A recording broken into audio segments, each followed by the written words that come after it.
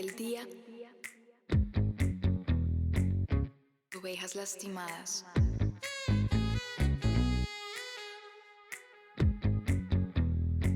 Remanente. Una nación. El Señor reinará sobre ellas desde ahora y para siempre. Dios, gobiernas sobre todo, tu amor transforma todo en mí. Digno eres de mi alabanza, tu espíritu desciende hoy aquí. Admirable, consejero, Dios fuerte, Padre eterno. Admirable, consejero, Dios fuerte, Padre eterno, príncipe de paz.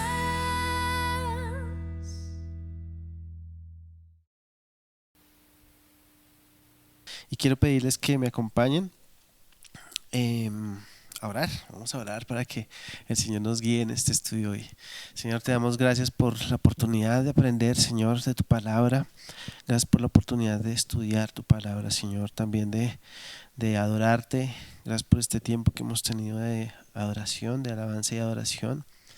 Te pedimos en el nombre de Jesús que permanezcas aquí con nosotros y rendimos nuestra casa a ti, Señor, el lugar donde estamos, nuestra sala, el lugar donde hemos dispuesto esta reunión contigo, Señor, y con tu palabra. Te pedimos en el nombre de Jesús que hables a nuestro corazón, que nos guíes, que nos enseñes, que nos redargullas.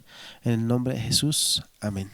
Bien, bueno, hoy empezamos nuestro capítulo número 11 de Romanos, pero tengo que comenzarlo desde los últimos dos versículos del capítulo 10 porque viene en un contexto. Entonces vamos a ver desde el versículo 20, capítulo 10 de Romanos. Dice: luego Isaías habló audazmente de parte de Dios y dijo: me encontraron personas que no me buscaban, me mostré a los que no preguntaban por mí.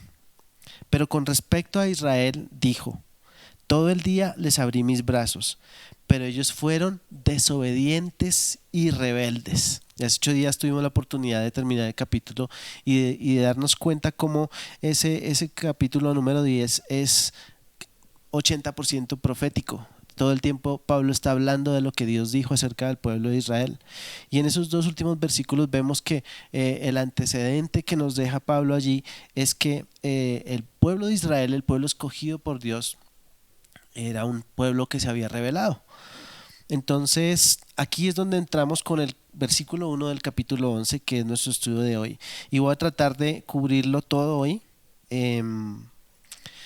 porque creo que podemos hacerlo y tengo el reto de hacerlo, todo el capítulo hoy. Versículo 1 dice: entonces pregunto, ¿acaso Dios ha rechazado a su propio pueblo, la nación de Israel? Por supuesto que no. Yo mismo soy israelita, descendiente de Abraham y miembro de la tribu de Benjamín. No, Dios no ha rechazado a su propio pueblo, al cual eligió desde el principio. ¿Se dan cuenta de lo que dicen las escrituras sobre este tema? El profeta Elías se quejó del pueblo de Israel ante Dios y dijo: Señor, han matado a tus profetas y derribaron tus altares. Soy el único que queda con vida y ahora me buscan para matarme a mí también. Esto lo dijo el profeta Elías después de que había degollado a 450 sacerdotes de Baal. Y entonces la reina Jezabel se enfureció con Elías y le mandó un mensaje donde le decía que lo iba a matar. Entonces Elías huye y después se encuentra con Dios, y es aquí cuando le dice a Dios lo que acabamos de leer. Dice: han matado a tus profetas y derribaron tus altares. Soy el único que queda con vida y ahora me buscan para matarme a mí también. Y ahorita vamos a retomar esa historia. Versículo 4 dice: ¿y recuerdan la respuesta de Dios? Él dijo: no, tengo a 7,000 más que nunca se han inclinado ante Baal. Sorprendente, ¿no? Elías pensó que estaba solo en esto, pero resulta que Dios tenía una reserva especial. Bueno, continuemos. Versículo 5 dice: lo mismo sucede hoy, porque unos cuantos del pueblo de Israel han permanecido fieles por la gracia de Dios, es decir, por su bondad inmerecida. Por su bondad inmerecida al elegirlos. Y como es mediante la bondad de Dios, entonces no es por medio de buenas acciones, pues en ese caso la gracia de Dios no sería lo que realmente es, gratuita e inmerecida. Así que la situación es la siguiente, dice Pablo: la mayoría del pueblo de Israel no ha encontrado el favor de Dios que tanto busca. Unos cuantos sí lo han encontrado, los que Dios ha elegido, pero el corazón de los demás fue endurecido. Como dicen las Escrituras, Dios los hizo caer en un sueño profundo. Hasta el día de hoy les ha cerrado los ojos para que no vean, y les ha tapado los oídos para que no oigan. También David dijo: que su mesa de abundancia se convierta en una red, en una trampa que los lleve a pensar que todo está bien, que sus bendiciones los hagan tropezar y que reciban su merecido, que sus ojos queden ciegos para que no puedan ver y la espalda se les encorve para siempre. Y antes de continuar, entonces quiero mencionar que hoy también tengo 3 pensamientos en los que yo quiero que meditemos. Ese versículo 8, donde dice: como dicen las Escrituras, Dios los hizo caer en un sueño profundo.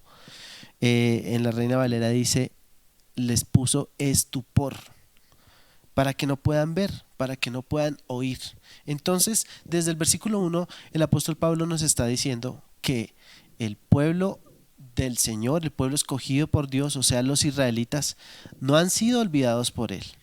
Pero lo que ocurre con ellos es que se les endureció el corazón. El Señor tuvo que endurecer su corazón porque resulta que ellos no quisieron creer en Jesús. No quisieron creer en Jesús. Y el versículo 7 dice: así que la situación es la siguiente: la mayoría del pueblo de Israel no han encontrado el favor de Dios que tanto busca. ¿Cómo así que no han encontrado el favor de Dios que tanto busca? Pues resulta que ellos tienen una promesa. Desde que Abraham salió de Ur de los Caldeos, ellos tienen una promesa de parte de Dios. Y ellos están esperando ser liberados. Y todo lo que hemos compartido en estos días en el estudio de Romanos. Y dice que la mayoría no han encontrado ese favor de Dios que tanto buscan. Pero la razón es ¿por qué? Porque no creyeron en Jesús. Entonces dice: unos cuantos sí lo han encontrado, los que Dios ha elegido. Y los que Dios ha elegido son ese remanente del que hemos estado hablando, ese remanente del que habla Romanos 9:27. No lo vamos a leer, pero si lo quieres ojear ahí en tu casa un momento, ese mismo remanente es ese pequeño grupo de escogidos dentro del pueblo escogido de Dios del que está hablando Pablo acá, ¿sí? Y yo me imagino que esos pocos judíos que decidieron creer en Jesús son sus primeros discípulos, que luego se convirtieron en los apóstoles y luego se convirtieron en todos los cristianos que fueron perseguidos durante los primeros siglos de la iglesia. Entonces, dentro de esos está el apóstol Pablo. Él dice en el versículo 1: yo mismo soy judío, yo mismo soy israelita. Entonces el Señor no se ha olvidado de nosotros. Pero me impresiona el versículo 9, dice: también David dijo lo siguiente, proféticamente dice: que su mesa de abundancia se convierta en una red, en una trampa que los lleve a pensar que todo está bien. Que su mesa de abundancia se convierta en una red. Y miren lo que dice adelante, dice: que sus bendiciones los hagan tropezar y que reciban su merecido. Y entonces más o menos lo que estaba diciendo David era que cayeran en un engaño, que pensaran que estaban bien, pero realmente no lo estaban. Entonces el versículo 10 dice: que sus ojos queden ciegos para que no puedan ver y la espalda se les encorve para siempre. Y bueno, hoy tengo estos 3 pensamientos, y el primero es que tenemos aquí al pueblo escogido de Dios que fue rebelde. ¿Sí? Eso es lo primero que encontramos en esta parte. Pero yo les había mencionado hace 8 días que hoy íbamos a tener una visión de lo que Dios tenía planeado para su pueblo Israel y que obviamente nos involucra a nosotros también. Entonces dice, el pueblo escogido por Dios fue desobediente. Ese es nuestro primer pensamiento. Pero Dios tiene un plan. Y entonces debemos aprender del pueblo judío justamente que necesitamos no apartarnos de lo que Dios quiere para nosotros. Ahora más adelante vamos a ir encontrando por qué fue que el pueblo judío se desvió. Versículo 11 dice, ¿acaso el pueblo de Dios tropezó y cayó sin posibilidad de recuperarse? De ninguna manera. El pueblo fue desobediente. Por eso Dios puso la salvación al alcance de los gentiles, o sea, nosotros. Sin embargo, Él quería que su propio pueblo sintiera celos y la reclamara para sí. Es muy interesante esto. Ahora bien, si los gentiles fueron enriquecidos porque los israelitas rechazaron la oferta de salvación de Dios, imagínense cuánto más grande será la bendición para el mundo cuando ellos por fin la acepten. Voy a explicar esto. Si los judíos hubieran creído en Jesús, si los judíos hubieran atendido a las señales, a las profecías y se hubieran dado cuenta quién era Jesús de Nazaret, entonces nosotros tal vez no hubiéramos podido alcanzar la salvación. Pero gracias a que ellos no creyeron, entonces el Señor decidió provocarlos a celos con nosotros, los gentiles. Y gracias a que no creyeron ellos en su momento, entonces nosotros hemos sido enriquecidos con esa salvación que el Señor nos ha dado. Y el versículo 2 en la parte B dice, imagínense cuánto más grande será la bendición para el mundo cuando ellos por fin la acepten. Es decir, en el plan original nosotros no estábamos. Nosotros los gentiles no íbamos a recibir esa salvación. Precisamente por eso Dios había escogido un pueblo. Él quería tener un pueblo para Él, que fuera santo como Él es santo. Y como lo dice la Escritura, como ellos no creyeron, entonces nosotros aparecimos en escena. Pero ahora dice el apóstol Pablo, si esa fue la bendición gracias a que ellos no creyeron, imagínense lo que va a pasar cuando ellos crean. Imagínense lo que va a pasar. O sea, la bendición será el doble, el triple. El título del mensaje de hoy es injertados. Y ya vamos a leer por qué. Versículo 13. Dice, menciono todo lo anterior especialmente para ustedes, los gentiles. Dios me designó apóstol a los gentiles. Pongo énfasis en esto porque de alguna manera quiero hacer que los hijos de Israel sientan celos de lo que tienen ustedes, los gentiles, y entonces yo pueda salvar a algunos de ellos. El mismo Pablo estaba comprometido con la visión del Señor. Versículo 15. Pues si el rechazo de ellos hizo que Dios ofreciera la salvación al resto del mundo, la aceptación de ellos será algo aún más maravilloso. Será vida para los que están muertos. Y esto me trae a la mente la parábola del hijo pródigo. Cuando el hijo pródigo regresa a casa, el padre se alegra y le dice a su hijo mayor, después de que él le reclama, le dice, era necesario celebrar porque mi hijo, el que estaba muerto, ha resucitado. Y esa es una figura de lo que va a pasar con el pueblo de Israel. Así que el pueblo de Israel va a venir a Cristo. Miremos versículo 16. Y dado que Abraham y los otros patriarcas fueron santos, sus descendientes también serán santos. Del mismo modo que toda la masa de pan es santa porque la porción que se da como ofrenda es santa. Aquí él está explicando o va a empezar a explicar el tema de las ramas y de la planta de olivo. Dice el mismo versículo 16. Pues si las raíces del árbol son santas, las ramas también lo serán. Versículo 17. algunas ramas del árbol de Abraham, algunas ramas del árbol de Abraham, algunas del pueblo de Israel, han sido arrancadas, y ustedes, los gentiles, que eran ramas de un olivo silvestre, fueron injertados. Ahí está el título de nuestro mensaje de hoy. Entonces dice que algunos de los israelitas han sido arrancados.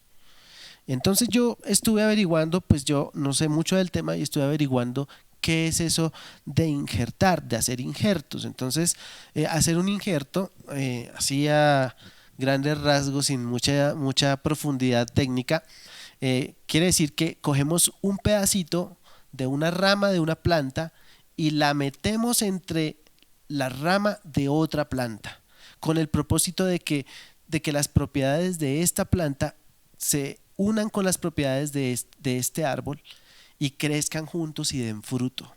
Pero casualmente para averiguar un poquito más del tema, estoy buscando en YouTube y encontré y puse en YouTube injerto de olivo, porque eso es lo que menciona el apóstol Pablo acá. Entonces apareció un canal de un muchacho que aprendió a hacer injertos empíricamente, y él dice, yo he aprendido a hacer esto a prueba y error.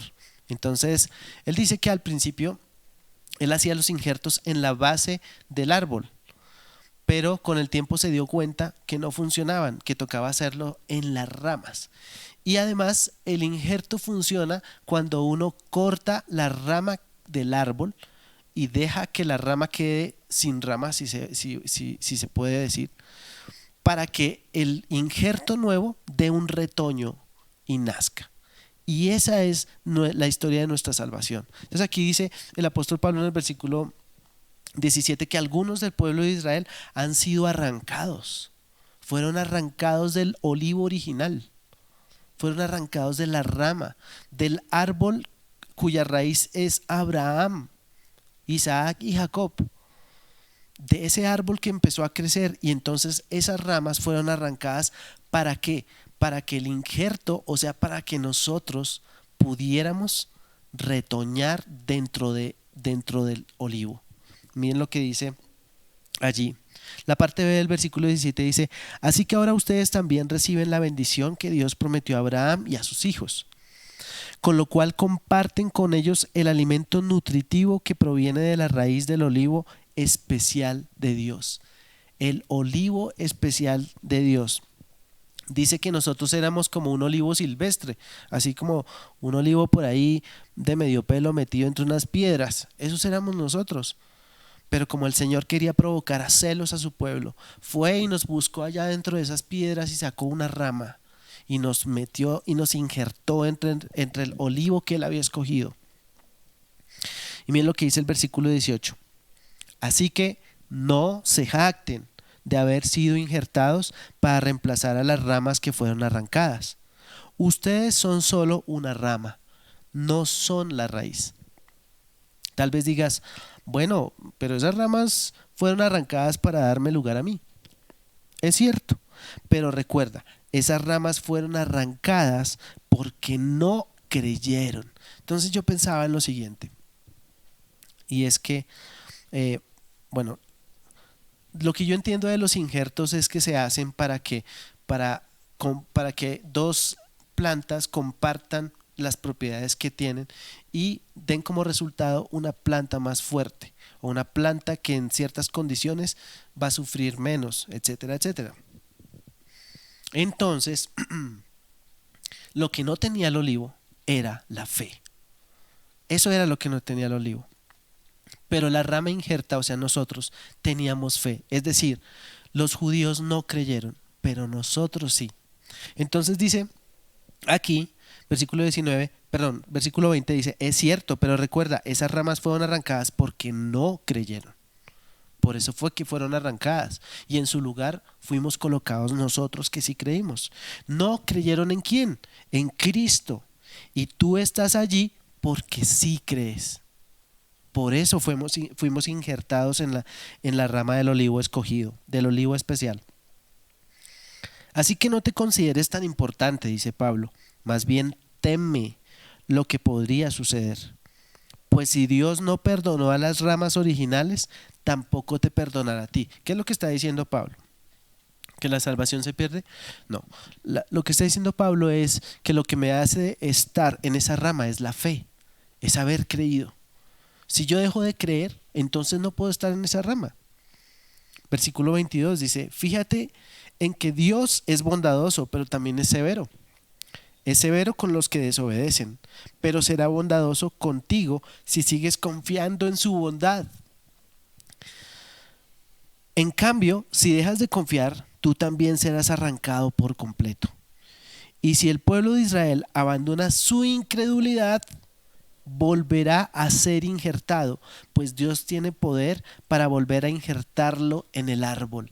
Entonces imagínense que aparte de la desobediencia del pueblo judío, lo que tenían era incredulidad. Si ellos abandonan esa incredulidad, dice Pablo, ellos volverán al olivo. ¿Por qué? Porque Dios tiene poder para volver a injertarlo en el árbol. Qué impresionante. Y miren lo que dice el versículo 24. Tú, por naturaleza, eras una rama cortada de un olivo silvestre.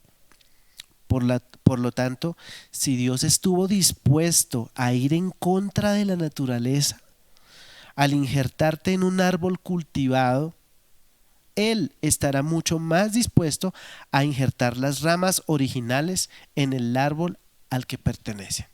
Así que nosotros no podemos ni menospreciar ni despreciar al pueblo escogido de Dios, porque gracias a ellos nosotros somos salvos. Gracias a su desobediencia, a su rebeldía, a su incredulidad, nosotros ahora gozamos de la salvación, de la gracia. Ahora gozamos de una vida eterna.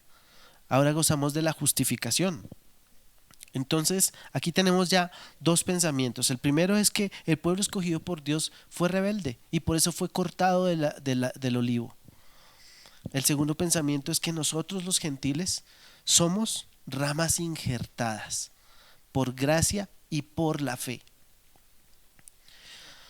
Y el tercer pensamiento que tengo para compartirles es: el plan del Señor es mucho más grande de lo que nosotros podemos imaginar.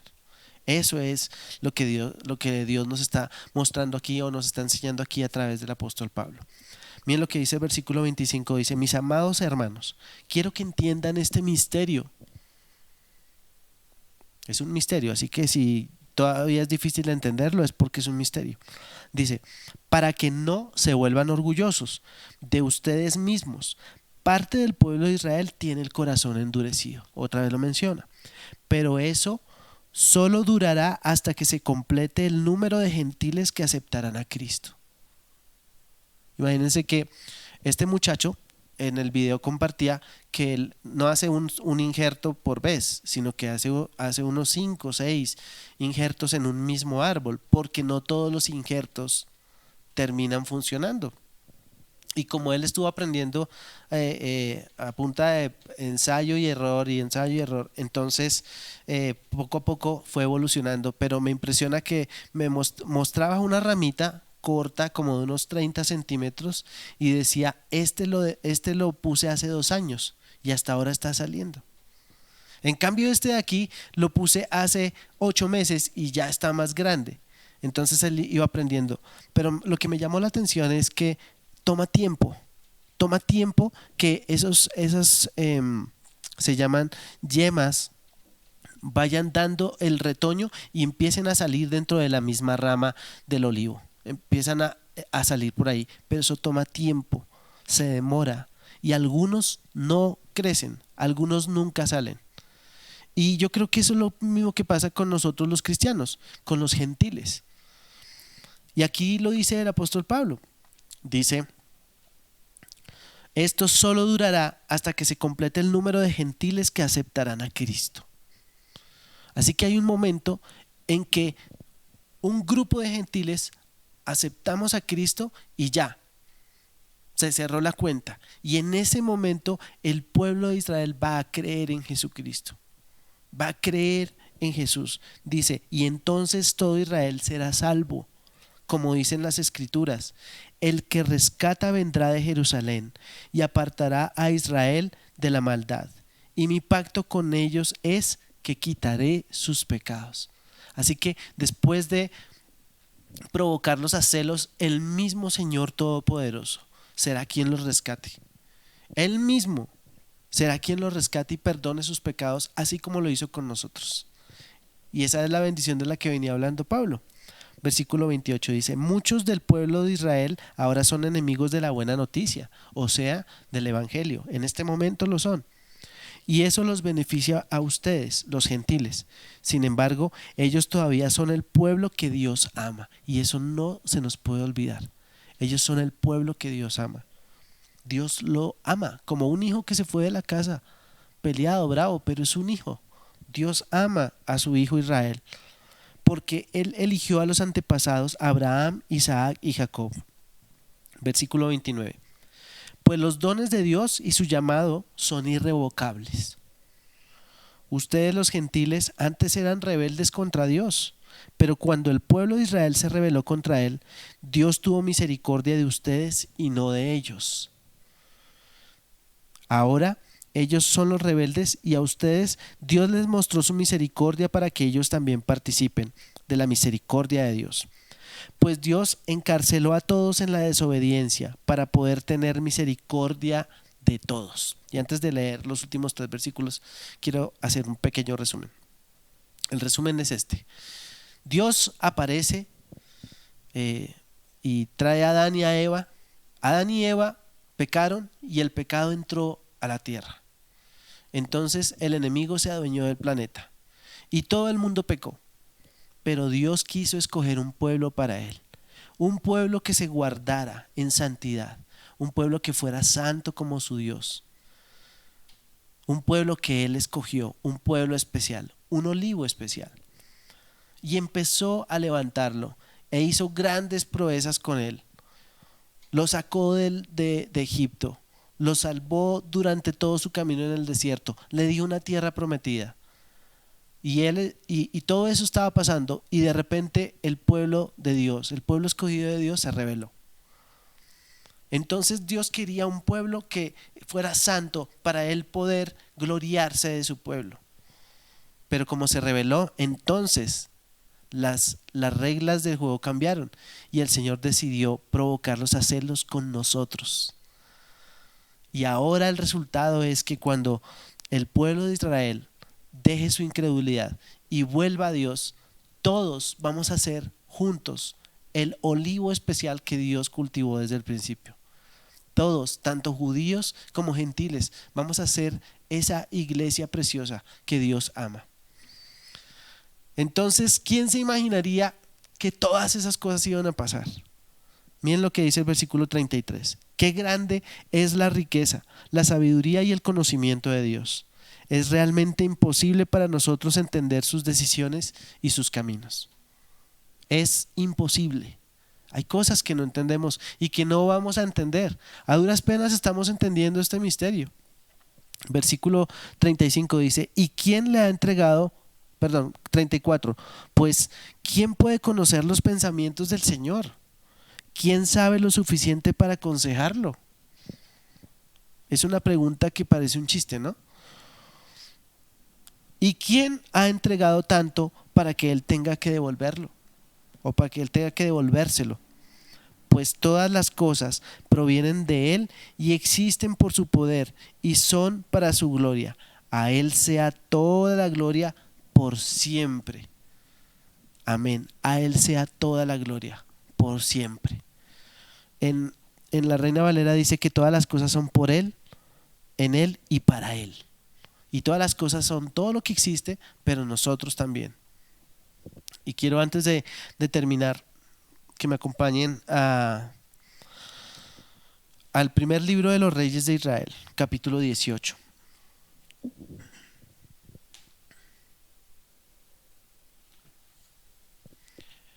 Eso que acabamos de estudiar en Romanos 11 es la visión de Dios para los judíos.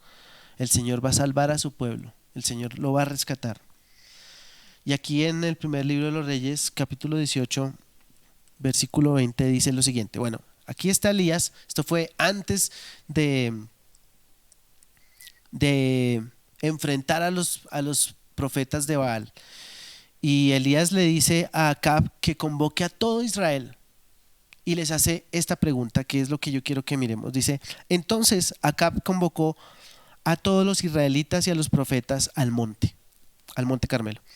Elías se paró frente a ellos y dijo: ¿hasta cuándo seguirán indecisos, titubeando entre dos opiniones?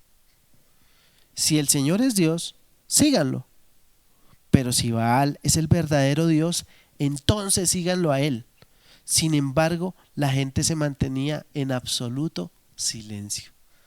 Elías estaba confrontando a este pueblo judío, al pueblo escogido de Dios, y les estaba diciendo: si ustedes creen que Dios, el Dios de Israel, es su Dios, pues síganlo a él, pero si no, pues entonces sigan a Baal.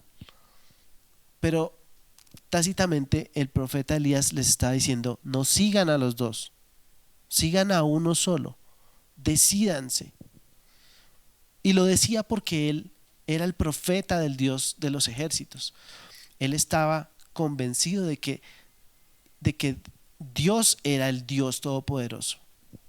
Si ustedes siguen leyendo la historia, se van a encontrar con el enfrentamiento de Elías contra todos los profetas de Baal. Y ya todos conocemos la historia. Los profetas de Baal no pudieron hacer manifiestas las obras de su Dios, mientras que Elías en unos minutos logró que el Señor se manifestara con su poder. Y yo quiero que me acompañen más adelante, porque ya después de que Elías mató a los profetas y todo eso, ustedes saben que Jezabel lo amenazó y él salió huyendo y se fue con miedo y todo eso, y terminó por allá en una cueva, y allí se encuentra con el Señor. Y en el versículo 14 versículo 13 del capítulo 19, ahí adelantico, dice lo siguiente: cuando Elías lo oyó, o sea, el Señor, se cubrió la cara con su manto, salió y se paró a la entrada de la cueva. Entonces una voz le dijo: ¿qué haces aquí, Elías? Él volvió a responder: he servido con gran celo al Señor Dios Todopoderoso, pero el pueblo de Israel ha roto su pacto contigo, derribó tus altares y mató a cada uno de tus profetas. Yo soy el único que queda con vida y ahora me buscan para matarme a mí también. Y me llama la atención porque creo que todo cristiano ha estado en algún momento en esta situación. Un día nosotros conocimos a Jesús y nos entregamos a Él y empezamos a vivir nuestra vida cristiana. Sin embargo, cada uno vive su vida cristiana como considera que la debería vivir o como aprendió que la debería vivir. Pero hay una sola manera de vivir la vida cristiana, y es como dice la palabra: a la manera de Dios. Elías había entregado todo por Dios, había decidido seguirle, había decidido servirle, y estaba afligido porque lo estaban amenazando de muerte, y él sentía que era la única persona que estaba comprometida con Dios. Él sentía que era el único que se estaba esforzando por ser santo, que era el único que se estaba esforzando por vivir una vida de santidad, por agradar a su Dios. El versículo 15 dice: entonces el Señor le dijo: regresa por el mismo camino que viniste y sigue hasta el desierto de Damasco. Cuando llegues allí, unge a Hazael para que sea rey de Aram. Después unge a Jehú, nieto de Nimsi, para que sea rey de Israel. Y unge a Eliseo, hijo de Safat, de la tierra de Abel Meholá, para que tome tu lugar como mi profeta. Lo promovieron. A cualquiera que escape de Hazael, Jehú lo matará, y a los que escapen a Jehú, Eliseo los matará. Sin embargo, dice el Señor, preservaré a otros 7,000 en Israel, quienes nunca se han inclinado ante Baal ni lo han besado. Porque Baal era un ídolo, era un muñeco.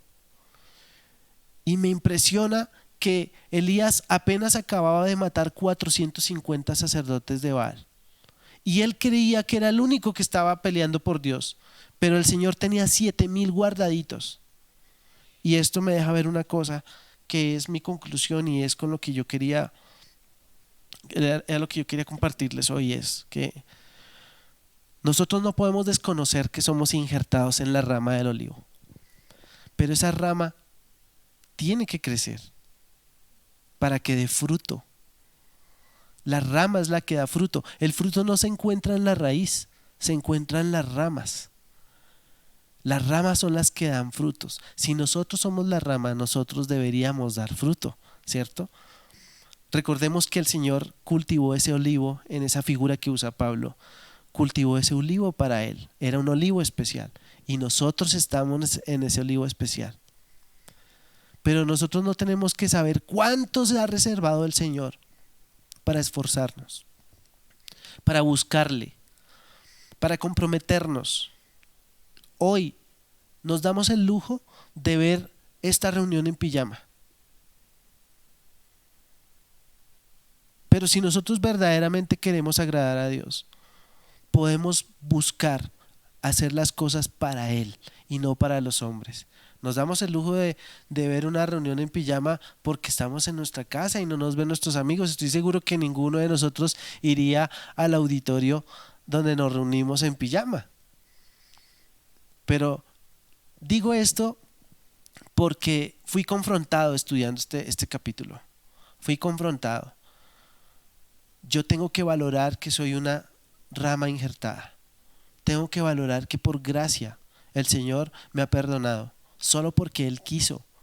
Aún los judíos que Él escogió, los primeros que escogió, los primeros discípulos del Señor, eran unos pescadores. No era porque fueran los teólogos, superteólogos, o eran los más rabinos o los más fariseos, qué sé yo. No eran los más religiosos. Él escogió a la gente pobre. Él escogió a la gente que creyó en Él. Ellos creyeron en Él. Y lo mismo pasó con nosotros. Pero lo digo con mucho amor y con mucho cariño. No estamos injertos en el olivo para vivir nuestro cristianismo como queramos. Estamos allí para honrar la palabra del Señor. Estamos ahí para honrar al Señor. Fuimos colocados allí para honrar al Señor, para conocer su palabra, para vivir de acuerdo a sus mandamientos. No están tan lejos los días en que se van a manifestar los hijos de Dios, como lo dijo Pablo capítulos atrás, que ya lo estudiamos. No están lejos esos días. Y cuando lleguen esos días, se va a hacer manifiesto todos aquellos que hemos decidido ir por el Señor, que hemos decidido vivir para el Señor, que hemos decidido dar nuestra vida 100% para el Señor. Ese día va a llegar. Y pensando en esto, yo quiero pedirles que cerremos los ojos y que oremos. Señor, hoy venimos delante de ti con humildad, reconociéndote como nuestro Dios poderoso, reconociéndote como nuestro único Dios. Y queremos pedirte perdón, Señor, porque a veces no entendemos, Señor, este misterio de la salvación, este misterio de la gracia, esta visión que tú tuviste, Señor, y que estás llevando a cabo, Señor. Perdónanos porque no entendemos a veces, porque aprendimos a vivir de cualquier manera, Señor, y hoy queremos comprometernos contigo. Queremos comprometernos contigo en amor, Señor. Queremos ser de esos 7,000 que tú te estás reservando para el día que los necesitas. Queremos vivir nuestra vida delante de ti, Señor, y no delante de los ojos de los hombres. Queremos vivir nuestra vida cristiana en santidad, Señor, para ti y para nadie más.